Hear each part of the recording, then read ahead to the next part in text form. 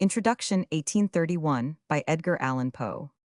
Letter to Mr. B. West Point 1831 Dear, be believing only a portion of my former volume, to be worthy a second edition that small portion, I thought it as well to include in the present book, as to republish by itself. I have therefore herein combined Al Araf and Tamerlane with other poems, hitherto unprinted, nor have I hesitated to insert from the minor poems, now omitted whole lines, and even passages to the end that being placed in a fairer light, and the trash shaken from them in which they were embedded, they may have some chance of being seen by posterity.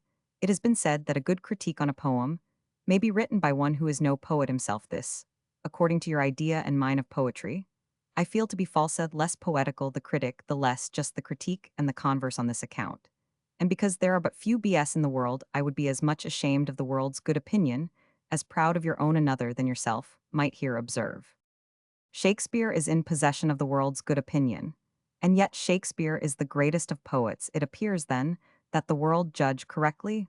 Why should you be ashamed of their favorable judgment? The difficulty lies in the interpretation of the word judgment, or opinion. The opinion is the world's truly, but it may be called theirs, as a man would call a book his having bought it. He did not write the book, but it is his. They did not originate the opinion, but it is theirs. A fool, for example, thinks Shakespeare a great poet, yet the fool has never read Shakespeare.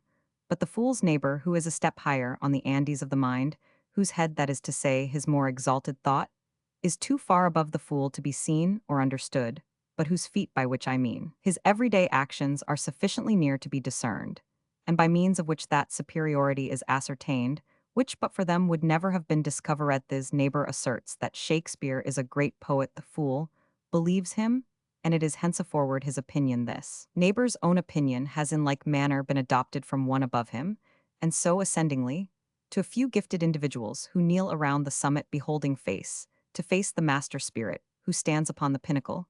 You are aware of the great barrier in the path of an American writer. He is read, if at all, in preference to the combined and established wit of the world. I say established, for it is with literature, as with law or empire. An established name is an estate in tenure, or a throne in possession.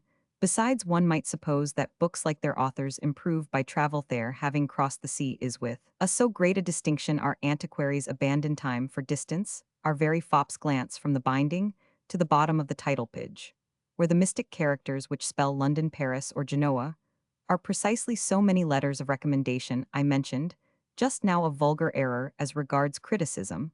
I think the notion that no poet can form a correct estimate of his own writings is another. I remarked before that in proportion to the poetical talent would be the justice of a critique upon poetry. Therefore a bad poet would, I grant, make a false critique, and his self-love would infallibly bias his little judgment in his favor. But a poet who is indeed a poet could not, I think, fail of making a just critique. Whatever should be deducted on the score of self-love might be replaced on account of his intimate acquaintance with the subject.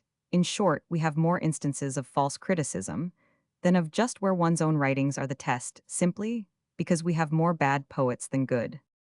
There are, of course, many objections to what I say. Milton is a great example of the contrary, but his opinion with respect to the Paradise Regained is by no means fairly ascertained. By what trivial circumstances men are often led to assert what they do not really believe. Perhaps an inadvertent word has descended to posterity, but in fact the Paradise Regained is little if at all inferior to the Paradise Lost, and is only supposed so to be because men do not like epics, whatever they may say to the contrary, and reading those of Milton in their natural order, are too much wearied with the first to derive any pleasure from the second. I dare say Milton preferred Camus to either. If so justly as I am speaking of poetry, it will not be amiss to touch slightly upon the most singular heresy in its modern history, the heresy of what is called very foolishly the Lake School. Some years ago, I might have been induced by an occasion like the present to attempt a formal refutation of their doctrine. At present, it would be a work of supererogation.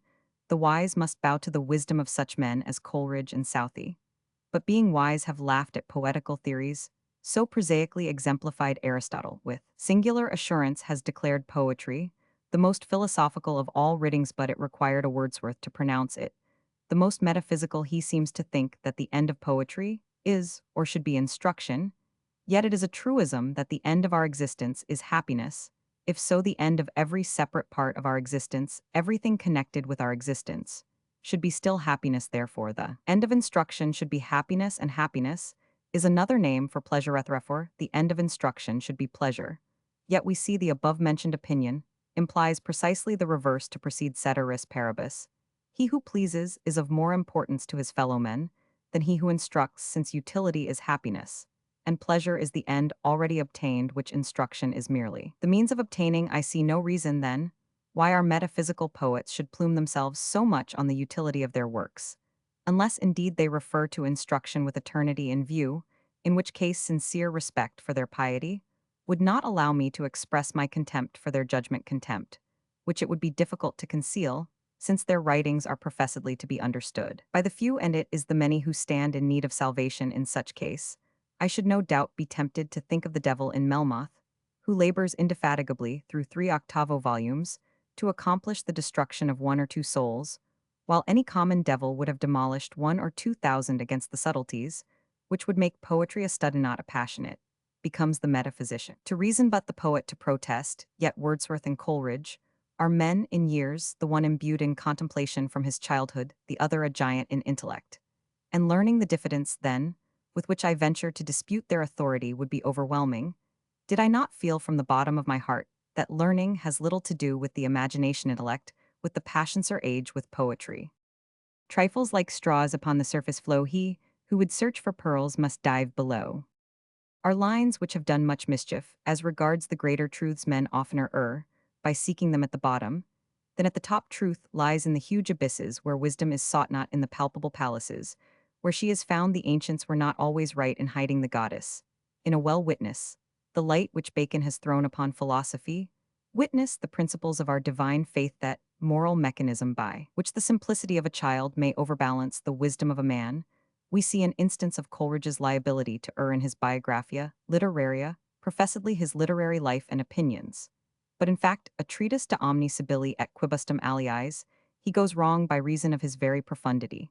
And of his error we have a natural type in the contemplation of a star. He who regards it directly and intensely sees it is true the star, but it is the star without a ray, while he who surveys it less inquisitively is conscious of all for which the star is useful to us, below its brilliancy and its beauty. As to Wordsworth, I have no faith in him.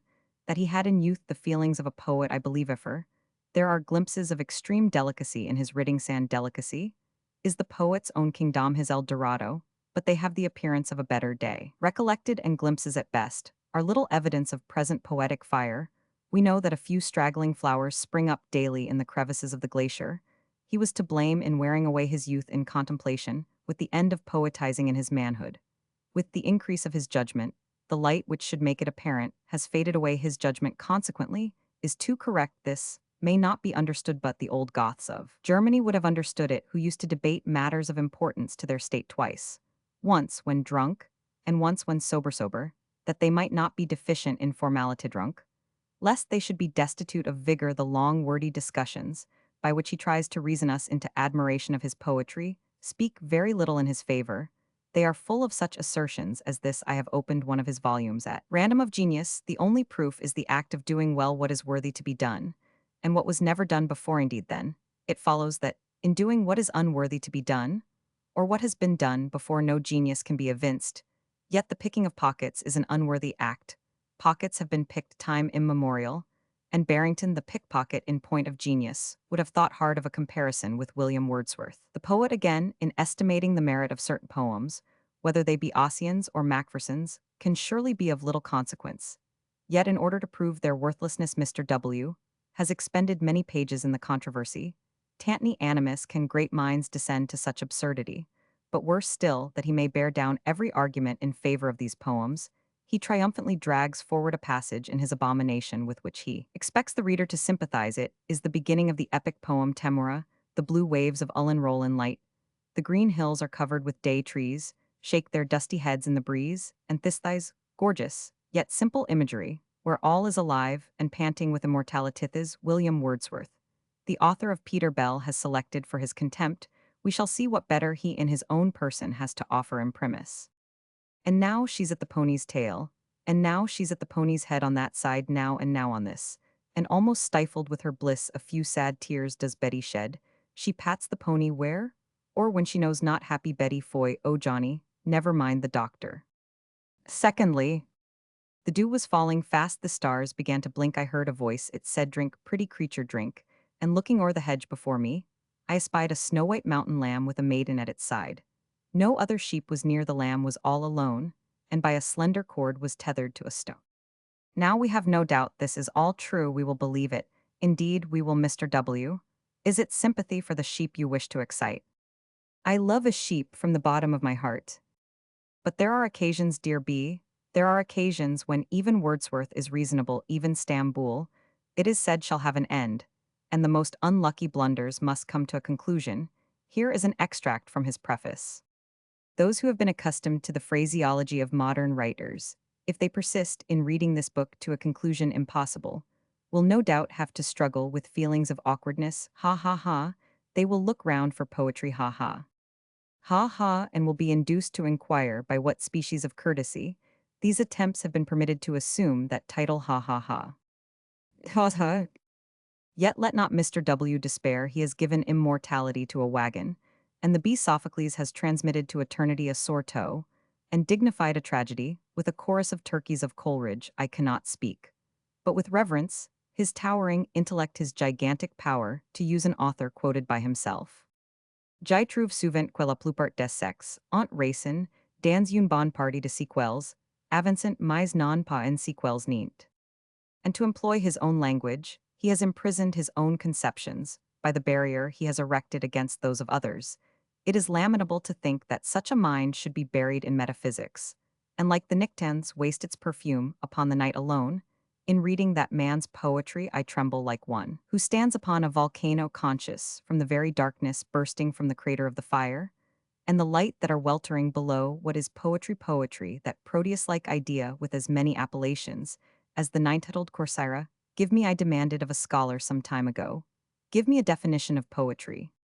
Tres volontiers, and he proceeded to his library, brought me a Dr. Johnson, and overwhelmed me with a definition shade of the immortal Shakespeare.